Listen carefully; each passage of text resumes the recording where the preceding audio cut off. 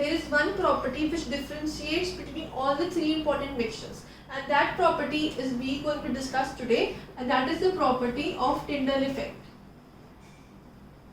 It is actually the scattering of the light particles by the substances in that mixture. Now when it is obeyed only by the mixtures, and there are three important types of mixture. First one, we have true solutions in which the particle size is approximately 1 nanometer. Then we have colloids, which is between 1 nanometer to 100 nanometer. And then we have suspensions. That means more than 100 nanometers. This is less than 1 nanometer.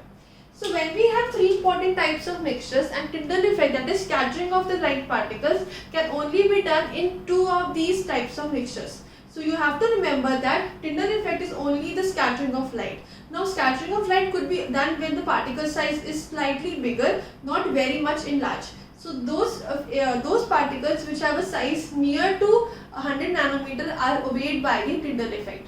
So we have the colloids and the suspensions which obey the property of Tyndall effect.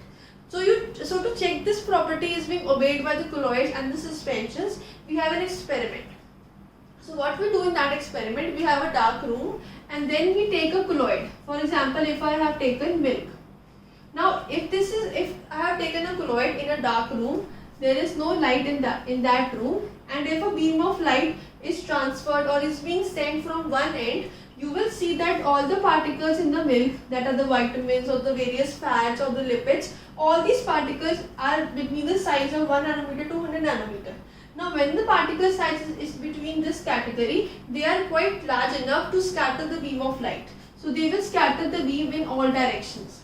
Now when this scattering of light is done with the help of these particles in the colloids or in very fine suspensions, this scattering of light is known as the Tyndall effect. Because the particle size in true solution is very small, they are not bigger enough to scatter the light, hence Tyndall effect is not visible in true solutions. And from the examination point of view, it is quite frequently asked that why true solutions do not obey the property of Tyndall effect. So the best answer is that you have to first mention the size of the particles of each of these mixtures. Then you have to mention that to scatter the beam of light, you need to have a particle size around 100 mm, not much greater than that. So as the particle has a much lower than that value, hence true solutions do not obey the property of Tyndall effect. It is only obeyed by very fine suspensions and all the colloids.